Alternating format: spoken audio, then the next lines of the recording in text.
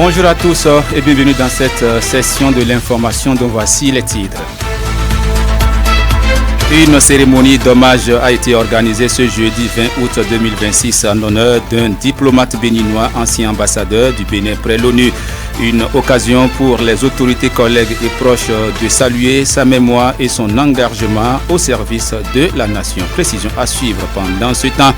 Avec l'émergence des nouvelles technologies et la facilité de prendre des photos avec les smartphones, les photographes professionnels se sentent de plus en plus marginalisés, une situation qui suscite des inquiétudes au sein de cette profession. Précision à suivre. Et puis, la culture ne se résume pas seulement au chant et à la danse. Elle constitue également un véritable moyen de rassemblement et de partage et de la transmission de l'identité et des valeurs d'une communauté. Précision à suivre à la boucle d'autres nouvelles au plan local et national, sans oublier la revue de presse nationale de Lukman Routiou. C'est là pour l'essentiel en titre. Merci de vous installer confortablement. Sota Midi Magazine, le point de l'actualité de la journée sur ta radio. Sota FM, c'est maintenant et tout de suite. De nouveau, bonjour. Cérémonie d'hommage et en honneur du diplomate et ancien ambassadeur du Bénin près l'ONU, Feu Gratien Pognon, ce jeudi 20 août 2026 à la salle Fleuve Jaune du ministère des Affaires étrangères. Une occasion de saluer son parcours et sa contribution au rayonnement de la diplomatie béninoise. Le secrétaire général adjoint du dit ministère s'est prononcé sur le parcours et les mérites de l'ancien ambassadeur. Il a également présenté au nom du ministère ses sincères condoléances à la famille du disparu. Je vous invite à suivre l'ambassadeur Amou Marie Ako et secrétaire général adjoint du ministère représentant la ministre. L'ambassadeur Gratien Pognon s'en est allé, mais son œuvre demeure. Gravé dans les actes qu'il a posés et dans le souvenir qu'il laisse, celui d'un homme cultivé, respecté et admiré, profondément attaché aux valeurs républicaines. Les jeunes générations de diplomates trouveront dans son parcours l'exemple d'une carrière construite, pierre après pierre, loin des honneurs faciles, dans la patience des dossiers instruits avec sérieux et la fidélité aux principes qui fondent la dignité des nations. C'est cet héritage-là, avant tout, que nous devons aujourd'hui saluer et préserver. Aux membres de la famille éplorés par cette disparition, le ministère des Affaires étrangères tient à leur exprimer en ce moment de recueillement sa compassion la plus profonde et ses condoléances les plus sincères. Puisse leur douleur trouver quelque apaisement dans la certitude que l'illustre disparu a mené une vie utile à la nation et au processus d'intégration du continent africain. Adieu, cher aîné, que la terre de nos ancêtres vous soit légère et que votre exemple continue d'éclairer celles et ceux qui, après vous, continuent de porter la voix de notre pays dans le monde. Par ailleurs, le représentant de la famille présent à la cérémonie a salué la détermination de leurs frères à servir la nation et à contribuer au rayonnement du Bénin. Suivez Vigile Pognon, représentant de la famille du défunt. Mon frère, notre frère, il est parti, mais il a laissé quelque chose d'incommensurable sur la terre. C'est-à-dire, toute la diplomatie béninoise, il l'a construite. Personne ne peut dire autrement. Pour ceux qui le connaissent très bien, il l'a construite comme il se devait. C'est la peine de rappeler tout son parcours. Vous l'avez de façon très illustre montré. Mais c'est comme ça qu'il est parti.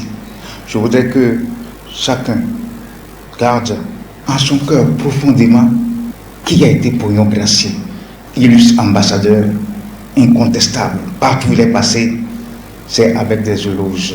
Et il a fait conforme à sa personnalité. C'est un homme ouvert, c'est un homme d'amitié qui ne connaît que des amis.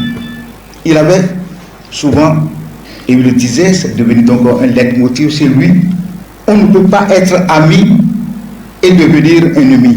Cela, Gratien Pognon ne l'a jamais conçu. Tu as été ami de Gratien Pognon, tu le seras à vie.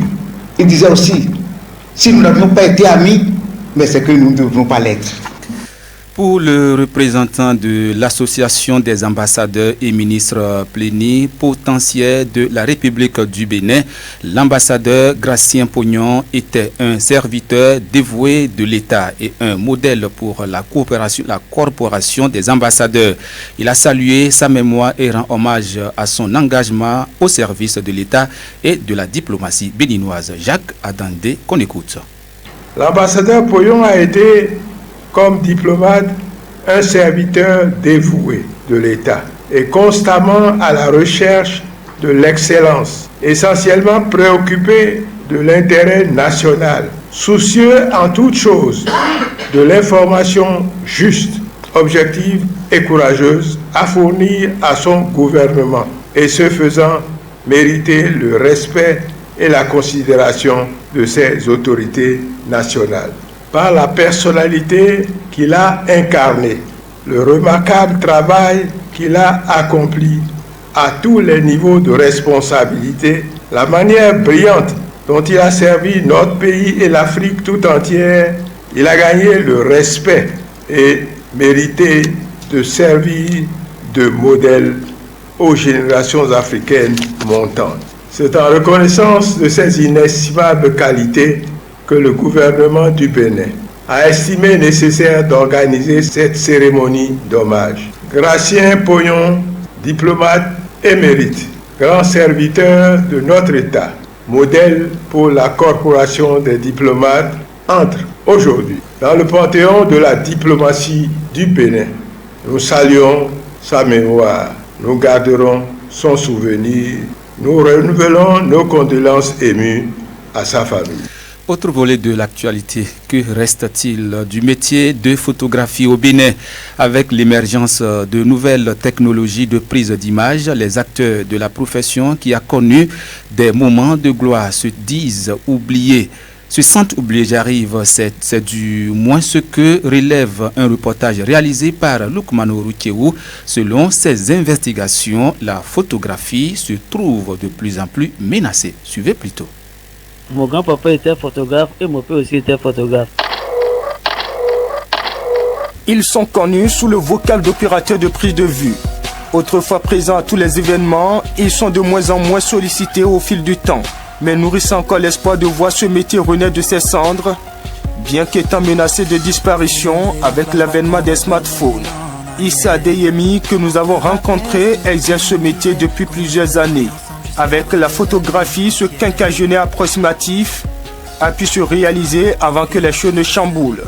Maintenant, ça fait 30-32 ans déjà que je suis dans le métier. Depuis temps, on a beaucoup réalisé des choses. On a gagné, on a trouvé de l'argent, on a fait tout. Mais c'est maintenant que vraiment ça ne va pas. Avec les appareils Android, portables, tout, maintenant, là, vraiment, WhatsApp, là, ça ne marche pas maintenant. On n'avait pas pensé sur les photographes, même ça ne marche plus. Vous avez vu, même labo, maintenant, il n'y a plus de labo. C'est à cause de la nouvelle technologie.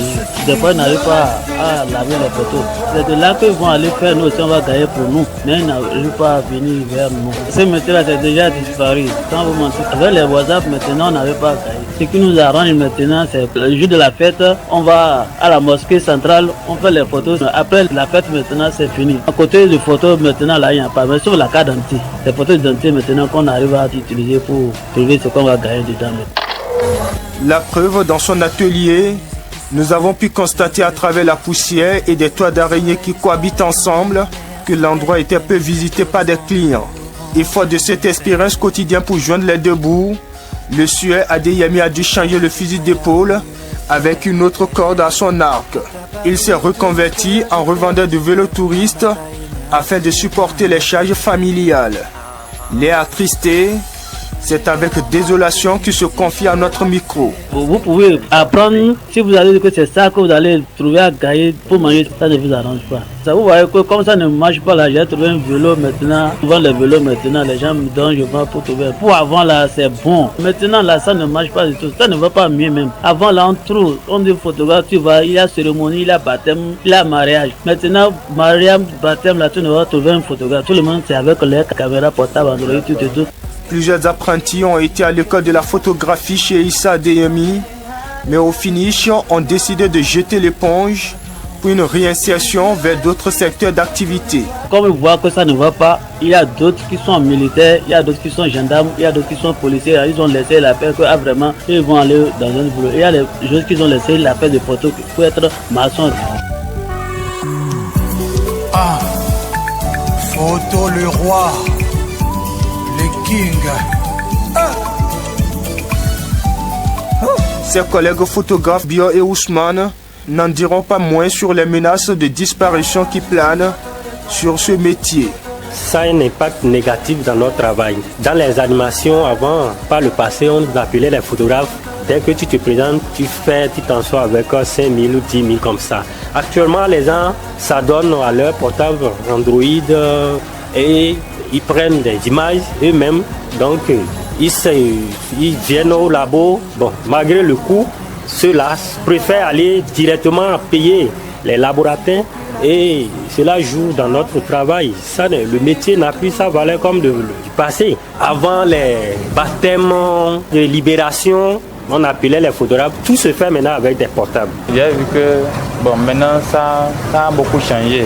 Comme les portables Android sont sortis, j'ai vu qu'il y a beaucoup de choses qui ont changé dans notre travail. Parce qu'avant, on gagnait bien, mais maintenant, quand il y a les portables Android, j'ai vu que les marchés sont abaissés. Effectivement, pour des citoyens rencontrés dans les rues, la constante reste la même. Les jours de la photographie sont réduits.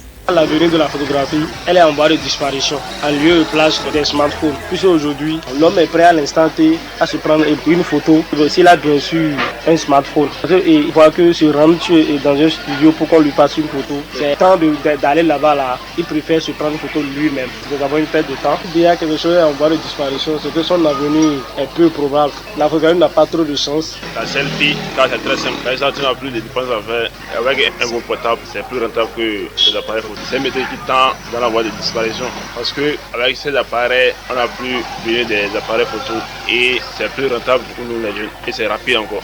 Je préfère mon smartphone. Pourquoi? Parce que quand je fais la photo avec mon smartphone, c'est clean et moi-même quand je vois, je suis à l'aise. C'est un métier qui est en voie de disparition parce que c'était les appareils numériques. Voici les smartphones qui sont actuellement modernisés. Et comme le malheur n'arrive jamais seul, à ces smartphones vient s'ajouter une nouvelle technologie de prise et de traitement de photos. Il s'agit de shooting, très sollicité par des jeunes. La photographie devient alors un métier à compter aux générations futures. En tout cas, tout porte à le croire.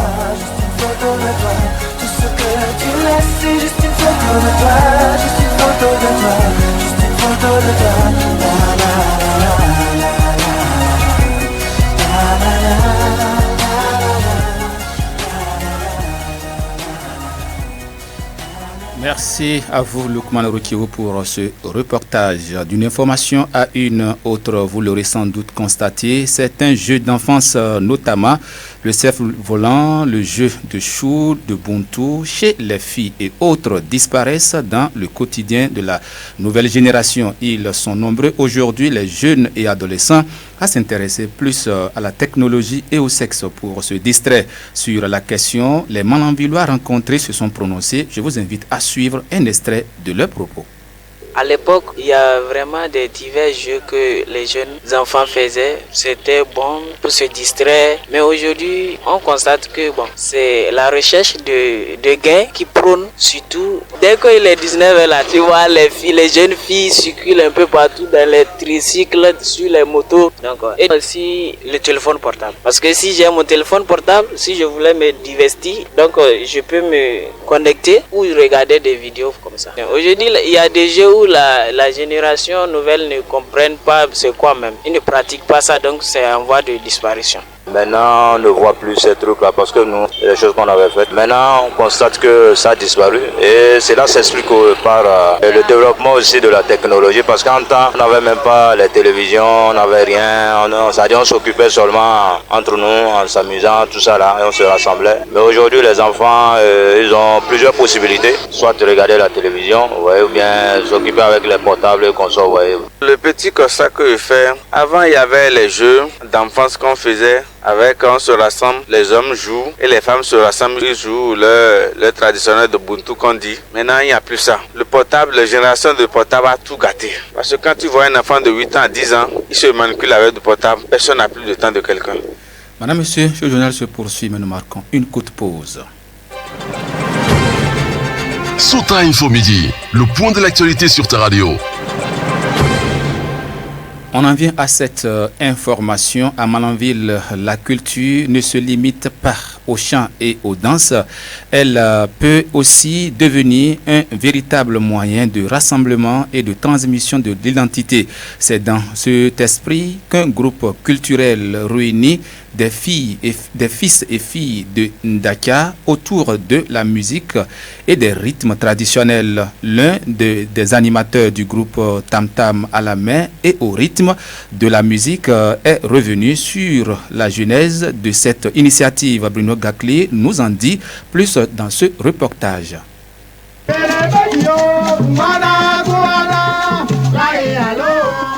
Tout projet de regroupement naît d'une volonté. Pour les initiateurs de ce groupe culturel, l'idée était avant tout de créer un cadre permettant aux ressortissants Itcha de se retrouver autour de leur patrimoine culturel. Romuald Agbassa, ressortissant Idacha, président de l'association. Si nous sommes arrivés juste là aujourd'hui, c'est pas facile. Avant moi, mon arrivée ici, il y avait un groupe des ressortissants de Idacha de Malanville. Mais ça a reçu un coup négatif qui a dispersé les enfants de ressortissants d'Idacha et chacun vole à ses propres ailes. Mais partout où on passe, nous voyons que c'est les ressortissants d'Idacha qui sont dispersés, qui ne sont pas unis à Malanville. Et on a formé un groupe restreint de 10 personnes pour dire non, on peut reprendre. Et l'initiative a été mise en place et petit à petit, on a créé un forum et de bouche à oreille, on en parle, on doit se réunir. Mais créer un groupe ne suffit pas. Encore faut-il parvenir à mobiliser les fils et filles d'Itcha et leur donner envie de participer à cette dynamique collective. Pour y parvenir, plusieurs stratégies ont été mises en place afin de rapprocher les ressortissants et les amener progressivement à adhérer à l'initiative. Romuald Agbassa. Pour regrouper les gens, il faut un groupe folklorique. Ça qui nous a poussé aussi à penser à ce rythme Agbadja. On s'est concerté pour mener les démarches jusqu'à ce que les instruments musicaux là sont en place. Au-delà du rassemblement, la musique occupe une place centrale dans cette association culturelle. Les sonorisations et les mouvements exécutés par le groupe puisent dans une tradition musicale bien précise. Le rythme choisi est notamment inspiré de Agbadja de Ifé, repris et adapté par les membres du groupe lors de leurs prestations. Agbadja que nous jouons là, c'est Agbadja des collines, plus précisément de Ifé, les Itcha, qui ont créé ça et nous aussi on les a copiés. Et c'est un rythme qui est facile à jouer. Il y a autre tantam qu'on joue avec le pied. On appelle Gombe. On a un grand tantam encore qu'on joue à la place publique sans les chaises. C'est qu'on fait un rond. C'est un grand tantam et on appelle ça bolou. D'ici peu de temps, ça va sortir et nous allons aussi faire l'essai.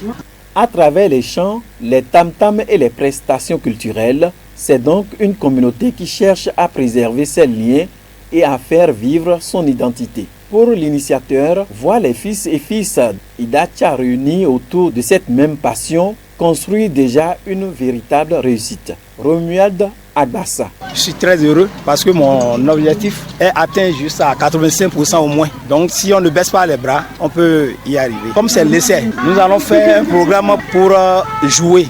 Au moins par an, nous allons sortir 3 fois. Au rythme des tam-tams, les voix se mêlent et les générations se rapprochent. À Malanville, cette initiative montre ainsi que la culture peut être bien plus qu'un spectacle. Elle peut servir de pont entre les personnes, de moyen de transmission et surtout de lien entre les fils et filles d'une même communauté.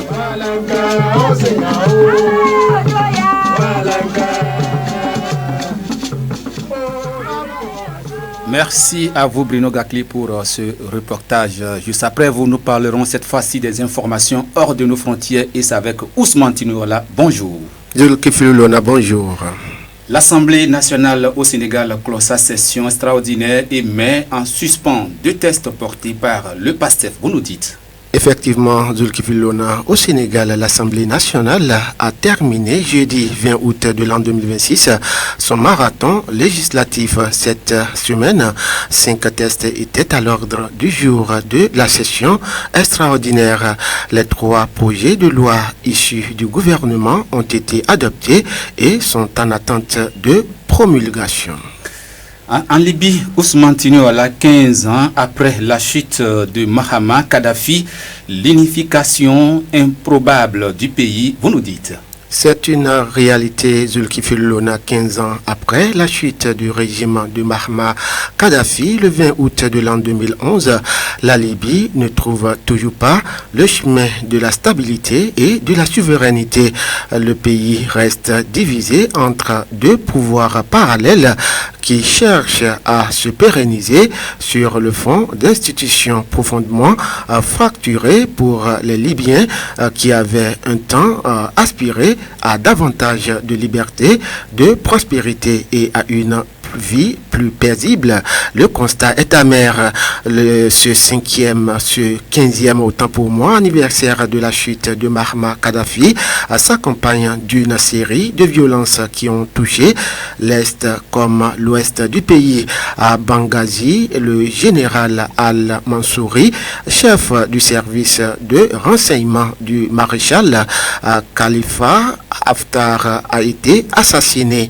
À l'ouest, des frappes de drones ont visé les installations énergétiques vitales à Zawiya. Merci à vous, Ousmane Tinouala, pour ces informations hors de nos frontières. Juste après, vous nous installons Lukman Orukiewou pour la revue de presse nationale. Suivez la revue de presse sur Souta FM. Amis de la plume et du papier, mesdames, messieurs, bonjour. Après avoir passé 2 ans de prison dans l'affaire Frère Ounvi, Steve Amoussou recouvre la liberté. L'information est largement traitée ce vendredi par plusieurs journaux. Fraternité, Le Soleil Bénin Info, Le Grand Jury, La Boussole, Le Télégramme et Davaro renseignent que Steve Amoussou est désormais libre de ses mouvements depuis hier. Et le Canada communautaire précise qu'il est libre après avoir purgé sa peine de 2 ans. Tôt dans la matinée, aux environs de 6h30, hier jeudi 20 août, il a franchi les portes de la détention pour redevenir un citoyen libre, relate Le Soleil Bénin Info. Autour de 6h30, j'étais déjà un citoyen libre. Je suis en bonne santé, c'est une grâce, a-t-il déclaré et cité par le journal, mais également le Télégramme et Dabarou. Soleil Bénin Info le découvre d'une voix posée, tenant à rassurer ses proches et l'opinion publique sur son état physique. Et ce sont les premières déclarations de Steve Amoussou après sa sortie de prison. Pour la boussole, de Lomé à Accro-Mistreté, le long parcours judiciaire de Steve Amoussou s'achève. La fin d'une affaire au fort retentissement au Bénin comme au Togo, estime le journal. Et pendant que Steve Amoussou, présenté comme Frère Ounvi, recouvre sa liberté, Dame Lemon Edwige Faridat et l'autre va en prison. C'est le potentiel qui rapporte l'information. Le journal renseigne en manchette qu'elle est poursuivie dans une mafia foncière dans l'Atlantique, précisément dans un dossier de 41 hectares à Poimassé. Le quotidien parle d'une convention de 1959 truquée et la justice décide de frapper en envoyant Dame Lemon Edwige Farida en prison. Plusieurs autres personnes sont recherchées, alerte le Cana qui par ailleurs, mais dans un autre article, informe que le régisseur de la prison de Kandi est limogé. Le capitaine de police Tassoudi Abdourakibo a été relevé de ses fonctions au lendemain de la publication de la liste des personnes graciées, selon le journal qui fait savoir que des sources internes relient ce départ à des dénonciations. Sans commentaire dans le reste, en autre culture, le matinal annonce que les 25, 26 et 27 août prochains, la partie septentrionale du Bénin va vibrer au rythme de la fête traditionnelle de Batombou. Niki accueille l'édition 2026 de la Gani. Placée sous le haut patronage de Sa Majesté Serotoru Tokosari, roi de Niki, cette célébration va porter sur le thème « Un peuple, une histoire, une couronne », révèle la publication, tout comme Davaru qui, tout en dévoilant tout sur le programme officiel des manifestations, informe que le président Romiad Ouaddaï a annoncé à Niki le 26 août 2026. En attendant, pour ainsi finir, contrôle des flux commerciaux, l'autre vision informe que l'importation du riz par les frontières terrestres est désormais interdite au Bénin. Le directeur général des douanes, colonel Raoufou Malehossou, dans un message interdit l'importation du riz par les frontières terrestres, précise le quotidien. Mais constate le Soleil Bénin Info, malgré l'interdiction, des importations terrestres persistent au Bénin. Les opérateurs économiques sont invités à respecter les règles douanières, exhorte le journal. Voilà, mesdames, messieurs, ainsi va l'essentiel de l'actualité telle que traitée par les journaux ce vendredi. Fin de cette revue. Merci de m'avoir suivi. À très bientôt. C'était la revue de presse sur Souta FM.